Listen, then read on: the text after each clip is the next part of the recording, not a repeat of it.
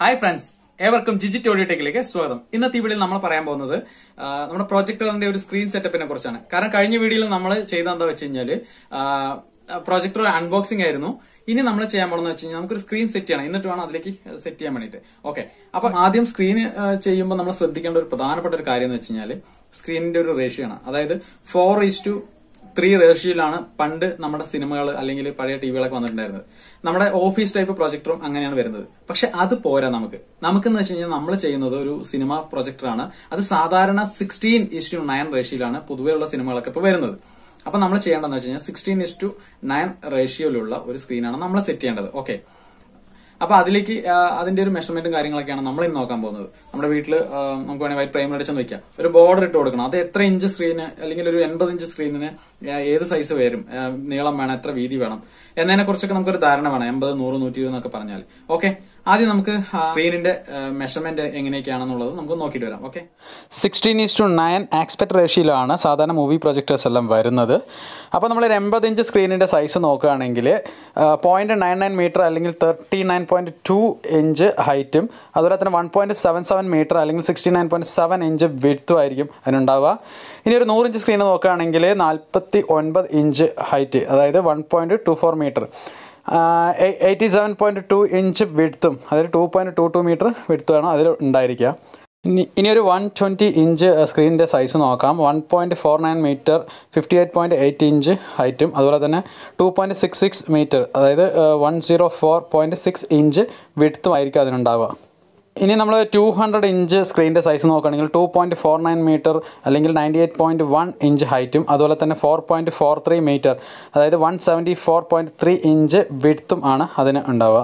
അപ്പോൾ നമുക്ക് ഈ റേഷ്യോ നോക്കിയിട്ട് ഇതെല്ലാം സെറ്റ് ചെയ്യാവുന്നതാണ്. ഇത് നമ്മുടെ AUN AK6ൻ്റെ മാനുവലിൽ തന്നെ ഇത് പറഞ്ഞിട്ടുണ്ട്, ഇതെങ്ങനെയാണ് അതിൻ്റെ വിഡ്ത്തും ഹൈറ്റൊക്കെ വേണ്ടതെന്നത്. നമ്മൾ സ്ക്രീൻ സെറ്റ് ചെയ്യുമ്പോൾ തീർച്ചയായിട്ടും ഈ ഒരു റേഷ്യോ നമ്മൾ ഫോളോ ചെയ്യണം.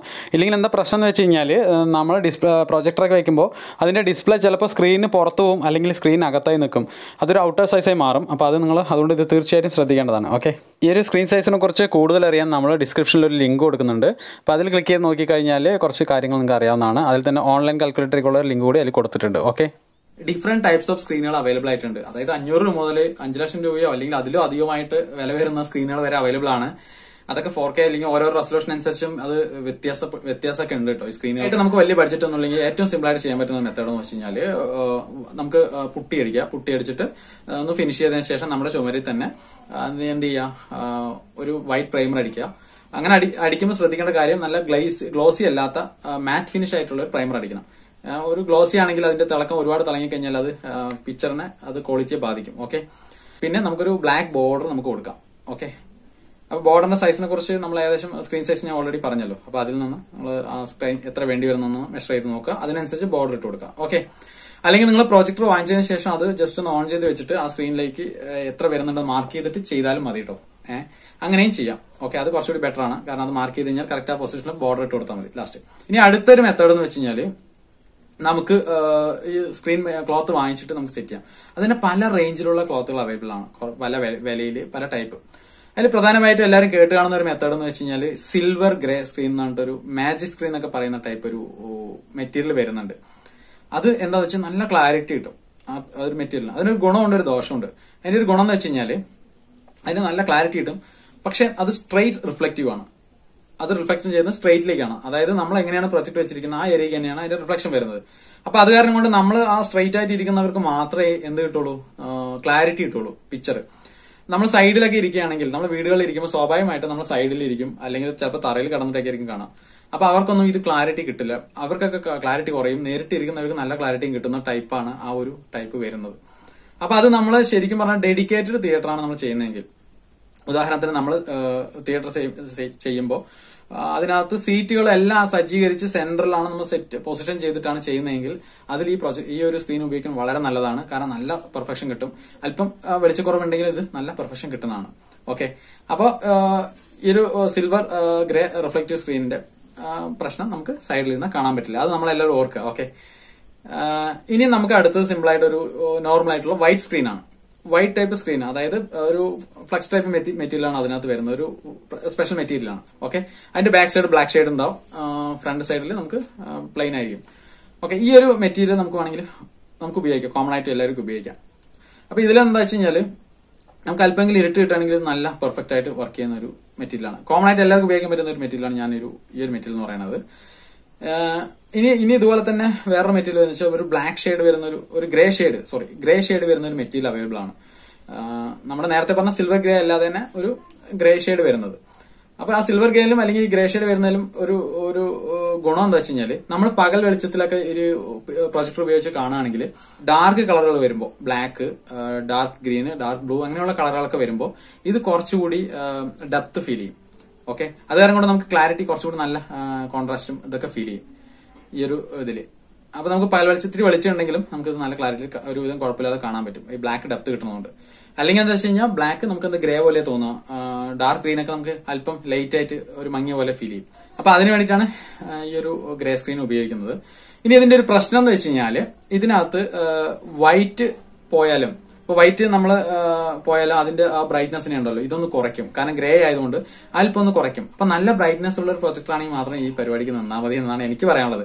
ബ്രൈറ്റ്നെസ് ഒക്കെ ഇച്ചിരി കുറവുള്ള ടൈപ്പ് ആണെങ്കിൽ നമുക്ക് എന്ത് ചെയ്യാം, പ്യൂർ വൈറ്റ് തന്നെ ഉപയോഗിക്കാം. ഈ ഒരു ഗ്രേ സ്ക്രീൻ ഒഴിവാക്കാം മാക്സിമം. അപ്പൊ ആ ഒരു കാര്യം ശ്രദ്ധിക്കാം. ഇനി ഇതിൽ തന്നെ ഇപ്പൊ ഞാൻ ഇവിടെ സെറ്റ് ചെയ്യാൻ പോണ ഒരു ഇതിനെ കുറിച്ച് പറയാം. എനിക്ക് വെച്ച് കഴിഞ്ഞാൽ ഒരു ഫ്രണ്ടിലൊരു എന്താ പറയാ ഷോക്കേസ് വരുന്നുണ്ട്. അപ്പൊ ആ ഷോക്കേസ് വരുന്നത് കൊണ്ട് എനിക്ക് അവിടെ ഒരു ചുമരിൽ എനിക്ക് ഒന്നും ചെയ്യാൻ പറ്റില്ല, പെയിന്റ് അടിച്ചിട്ട് ചെയ്യാനൊന്നും പറ്റില്ല. അങ്ങനെ കുറച്ച് ബുദ്ധിമുട്ടുള്ളതുകൊണ്ട് ഞാനൊരു സ്ക്രീൻ വാങ്ങിക്കുകയാണ്. അപ്പൊ എനിക്ക് സ്ക്രീന് ഒരു ഫ്രെയിം അടിച്ച് സെറ്റ് ചെയ്യാന്നൊക്കെ കരുതിയാണ്. പക്ഷെ അതില് സെറ്റ് ചെയ്യാൻ കോസ്റ്റ് ആണ് ഞാൻ നോക്കുന്നത്. എനിക്ക് ഒരുപാട് ബഡ്ജറ്റ് ഇല്ല, അപ്പൊ ലോ ബഡ്ജറ്റ് ചെയ്യണം. അപ്പൊ അതിന് പറ്റിയൊരു സ്ക്രീൻ റെഡിമെയ്ഡ് ആയിട്ട് ഞാൻ എനിക്ക് കിട്ടുമെന്ന് അങ്ങനെ അന്വേഷിച്ചു. അപ്പൊ എനിക്ക് നമ്മുടെ 4K ടെക്നോളജി തന്നെ നമുക്കൊരു സ്ക്രീൻ ഉണ്ടെന്ന് പറഞ്ഞു. അവരെനിക്ക് ആ സ്ക്രീൻ അയച്ചു തന്നിട്ടുണ്ട്. അത് സിമ്പിൾ മാപ്പ് ടൈപ്പ് സ്ക്രീനാണ്. അതായത് മേലെയും താഴെയും ഇരുമ്പിന്റെ ഒരു പൈപ്പ് വെച്ചിട്ട് അങ്ങനെയുള്ള ഒരു ഹാങ് ചെയ്യാൻ പറ്റുന്ന, തൂക്കിയിടാൻ പറ്റുന്ന സിമ്പിൾ ആയിട്ടുള്ള സ്ക്രീനാണ്. നമുക്ക് ആവശ്യമുണ്ടെങ്കിൽ എടുത്ത് മാറ്റാം, അല്ലെങ്കിൽ മടക്കി വെക്കാം, അങ്ങനെയൊക്കെ ഉപയോഗിക്കാൻ പറ്റുന്ന സ്ക്രീനാണ്. അപ്പൊ ഇതിൽ തന്നെ അല്പം കൂടി പൈസ മുടക്കുകയാണെങ്കിൽ വേറെ സ്ക്രീൻ ഉണ്ട്. നമുക്ക് സ്ക്രോളിംഗ് ടൈപ്പ്, മേലെ നിന്ന് വലിച്ചിട്ട് താഴെ കൊണ്ടുവന്ന് ലോക്ക് ചെയ്യുന്ന ടൈപ്പ് ഒരു സ്ക്രീൻ വരുന്നുണ്ട്. അത് ആവശ്യമില്ലെങ്കിൽ നമ്മൾ റിലീസ് ചെയ്ത് വിട്ട് കഴിഞ്ഞാൽ ബാക്കിലേക്ക് പോയിട്ട് മേലേക്ക് നിർത്താം. അതിൽ തന്നെ പിന്നെ അഡ്വാൻസ് റേറ്റ് വരുന്നുണ്ട്, റിമോട്ട് കൺട്രോളൊക്കെ വരുന്നുണ്ട് സ്ക്രീൻ കേട്ടോ. അപ്പൊ ഇത് ഏത് വാങ്ങിക്കുമ്പോൾ നമ്മൾ 16:9 റേഷ്യോ നമ്മൾ മനസ്സിലാക്കുക. കാരണം ആ റേഷ്യോയുള്ളത് വാങ്ങിക്കാൻ നോക്കുക. ഓക്കെ, അപ്പൊ ഇങ്ങനെ വലിച്ചിടുന്ന ടൈപ്പ് അങ്ങനെ ഏത് ടൈപ്പ് ആണെങ്കിൽ നമുക്ക് ഉപയോഗിക്കാം. പക്ഷെ ഞാനിവിടെ ഉപയോഗിക്കുന്നത് മാപ്പ് ടൈപ്പാണ്. അപ്പൊ ആ ഒരു സ്ക്രീനിന്റെ അൺബോക്സിങ്ങും ആൻഡ് ഫിക്സിംഗ് വീഡിയോ ആണ് നമ്മൾ ഇടാൻ പോകുന്നത്. അപ്പൊ നേരിട്ട് വീഡിയോയിലേക്ക്. അപ്പോൾ ഇതാണ് നമ്മുടെ സ്ക്രീന് പാർസൽ വന്നിട്ടുള്ളത്. ഇത് ശരിക്കും നമ്മൾ 4K ടെക്നോളജീസ് മലപ്പുറത്ത് നിന്ന് വരുത്തിയതാണ്. അപ്പോൾ ഇതിനകത്ത് എനിക്ക് സ്റ്റാൻഡും അതിൻ്റെ കൂടെ തന്നെ സ്റ്റാൻഡിൻ്റെ ഒരു പാർട്ട് കൂടി ഇതിൽ അറ്റാച്ചായി വന്നിട്ടുണ്ട്. പിന്നെ അതിൻ്റെ ക്ലാമ്പുകളും മറ്റേതും വേറൊരു ബോക്സിൽ നമുക്ക് വന്നിട്ടുണ്ട്. ഓക്കെ, അപ്പോൾ ഇതൊന്ന് അൺബോക്സ് ചെയ്ത് നോക്കാം. നല്ലൊരു ബബിൾ ടൈപ്പ് പാക്കിങ്ങിലാണ് വന്നിട്ടുള്ളത്. അത്യാവശ്യം നല്ല സേഫ്റ്റിയിൽ തന്നെയാണ് വന്നിട്ടുള്ളത്. അപ്പോൾ ഈ സ്റ്റാൻഡിൻ്റെ പാർട്ട് ഞാൻ മാറ്റുകയാണ്. അത് സ്റ്റാൻഡ് എനിക്ക് 2 അടി പ്ലസ് 2 അടി, അതായത് ഇതിനകത്ത് നിലവിൽ 2 അടി ഉണ്ട്. നമ്മളത് എക്സ്പാൻഡ് ചെയ്ത 2 അടി കൂടി കിട്ടുന്ന വിധത്തിലുള്ളൊരു സ്റ്റാൻഡിൻ്റെയാണ് പാർട്ടാണത്. ഓക്കെ, നമ്മുടെ സ്ക്രീൻ നമുക്ക് അഴിച്ചെടുക്കാം. ഇതിനകത്ത് ബാക്ക് സൈഡ് ബ്ലാക്കും ഫ്രണ്ട് സൈഡ് പ്യുവർ വൈറ്റ് ആയിട്ടുള്ളൊരു സ്ക്രീനാണ് നമുക്കിത് കൂട്ടത്തിൽ വന്നിട്ടുള്ളത്. ശരിക്കും എനിക്ക് 7 അടിയുടെ ഒരു സ്ക്രീനായിരുന്നു വേണ്ടിയിരുന്നത്. പക്ഷേ ഇത് 100 ഇഞ്ച് സ്ക്രീൻ എന്ന് പറയുമ്പോൾ 7 അടിയിൽ അല്പം മേലെ വരും. പക്ഷെ എന്നാലും കുഴപ്പമില്ല, അഡ്ജസ്റ്റ് ചെയ്യാം. ഓക്കെ, ഇത് ശരിക്കും ഒരു മാപ്പ് ടൈപ്പ് സ്ക്രീനാണ്. അതായത് മേലെയും താഴെയും സ്റ്റീൽ റോഡ് വെച്ചിട്ട് പൈപ്പ് വെച്ചിട്ട് തൂക്കിയിടുന്ന ടൈപ്പാണ്. അത് നമുക്ക് വേണം വെച്ചാൽ മാറ്റാം, മേലെ ക്ലാമ്പ് ചെയ്ത് വെക്കാനുള്ള ഒരു ടൈപ്പാണ്. അപ്പോൾ നമ്മുടെ ഒരു ആവശ്യത്തിന് എന്തെങ്കിലും ആവശ്യം മാറ്റണം എന്ന് പറഞ്ഞാൽ നമുക്ക് മാറ്റാൻ പറ്റും. അപ്പോൾ ഫിക്സഡ് ടൈപ്പ് അല്ല, മടക്കി എടുത്ത് വയ്ക്കാൻ പറ്റുന്ന ടൈപ്പാണ്. ഇവിടെ ക്ലാമ്പ് ഉണ്ട്. അതുപോലെ തന്നെ ഇതിൻ്റെ ഈ സൈഡിലൊരു ക്ലാമ്പ്, ഇതിലിങ്ങനെ ഹാങ് ചെയ്ത് വെക്കാം. സംഭവം അടിപൊളി, നല്ല വൈറ്റ് ആയിട്ടുള്ളൊരു സ്ക്രീനാണ്. സിൽവർ ഗ്രേ എന്ന ടൈപ്പ് അല്ല, എനിക്ക് വൈറ്റ് സ്ക്രീനാണ്. എനിക്ക് ഒരു കുറച്ചുകൂടി ബ്രൈറ്റ്നസ് ഫീൽ ചെയ്തുകൊണ്ട് ഞാൻ വൈറ്റ് സ്ക്രീനാണ് വാങ്ങിച്ചിരിക്കുന്നത്. നമ്മൾ വെക്കാൻ പോകുന്നത് ഈ ഒരു ഭാഗത്താണ്. ഇവിടെ ഒരു ഷോക്കേസിന് വേണ്ടി ഒരു സ്ഥലം വെട്ടതായിരുന്നു. പക്ഷെ നമ്മളത് ഈ ഒരു ഭാഗത്തായിട്ട് സ്ക്രീൻ ഉറപ്പിക്കാമെന്നാണ് കരുതുന്നത്. ഇങ്ങനെ വെക്കുകയാണെങ്കിൽ നമുക്ക് ഇതിന്റെ മേൽഭാഗത്ത് ഇവിടെ ഒരു ഫാൻ ഉണ്ട്. അപ്രോക്സിമേറ്റ്ലി ഫാനിന്റെ അടുത്താണ് ഇതിന്റെ സ്റ്റാൻഡ് വരുന്നത്. ആദ്യം നമുക്ക് സ്ക്രീൻ ഒന്ന് വെച്ച് നോക്കിയിട്ടേ മാർക്ക് ചെയ്യുക, എന്നിട്ട് 2 ആണി അടിച്ച് അതിൽ തൂക്കിയിടാന്നേ ഉള്ളൂ. ഞാനിവിടെ ഡ്രില്ല് ചെയ്തിട്ടാണ് ചെയ്യുന്നത്, ഒരു സ്ക്രൂ ചെയ്തിട്ട്. ഓക്കെ, ഒരു വാഷർ കൂടി ഇട്ട് കൊടുത്താൽ നല്ലത്, അത് അഴിഞ്ഞു വരാതിരിക്കുന്നതിന് വേണ്ടിയിട്ട്. ഇവിടെ ശരിക്കും പറഞ്ഞാൽ ഈ ഒരു ഷോക്കേസ് ഇല്ലായിരുന്നെങ്കിൽ എനിക്ക് പൊട്ടിയിട്ട് എന്താ പറയുക മാറ്റ് ഫിനിഷുള്ള ഒരു പ്രൈമർ അടിച്ചു കഴിഞ്ഞാൽ മതിയായിരുന്നു. ഓക്കെ, എന്തായാലും നമ്മൾ ലെവലൊക്കെ വെച്ച് സ്പിരിറ്റ് ലെവൽ വെച്ച് കറക്റ്റായിട്ട് ഒന്ന് ചെക്ക് ചെയ്യണം, കാരണം എൻ്റെ ലെവൽ കറക്റ്റ് തന്നെയാണെന്ന്. ഓക്കെ, ഇതിൻ്റെ ഹൈറ്റ് അല്പം കൂടിയോന്ന് എനിക്ക് തോന്നുന്നുണ്ട്, പക്ഷേങ്കിലും പ്രൊജക്ടറൊക്കെ വെക്കുമ്പോൾ നമുക്ക് അത് ഒന്ന് ഫൈനലായിട്ട് ചെക്ക് ചെയ്യാം. ഓക്കെ, അത് നമുക്ക് എന്തായാലും അടുത്ത വീഡിയോയിൽ നമുക്ക് അതിൻ്റെ ബാക്കി കാര്യങ്ങൾ ഇടുന്നതാണ്. അടുത്ത് ചെയ്യാൻ പോകണമെന്ന് വെച്ച് കഴിഞ്ഞാൽ നമ്മുടെ പ്രൊജക്ടറിനെ സീലിംഗിലേക്ക് ഫിറ്റ് ചെയ്യുന്ന വീഡിയോ ആണ്. പിന്നെ പ്രൊജക്ടറിൽ സ്റ്റാൻഡ് എങ്ങനെ ഉറപ്പിക്കാം, അതെങ്ങനെ സീലിംഗിലേക്ക് ഫിറ്റ് ചെയ്യാം എന്നതിനെ കുറിച്ചൊക്കെ ഉള്ള ഒരു വീഡിയോ ആണ് നമ്മൾ അടുത്തിടാൻ പോകുന്നത്. അപ്പൊ നമ്മൾ പ്രൊജക്ടർ വാങ്ങിക്കുന്നവർക്ക് തീർച്ചയായും കണ്ടിരിക്കേണ്ട ഒരു വീഡിയോ ആണ്. ഓക്കെ, അപ്പൊ നമ്മൾ വീഡിയോ കണ്ടിന്യൂസ് ആയിട്ട് കാണുക. അതുപോലെ തന്നെ നമ്മുടെ ചാനൽ സബ്സ്ക്രൈബ് ചെയ്തില്ലെങ്കിൽ തീർച്ചയായും സബ്സ്ക്രൈബ് ചെയ്യുക. ബെല്ലൈക്കണൊക്കെ പ്രസ് ചെയ്യുകയാണെങ്കിൽ നമ്മുടെ ഇടുന്ന വീഡിയോസ് നിങ്ങൾക്ക് അപ്പം തന്നെ കിട്ടുന്നതാണ്.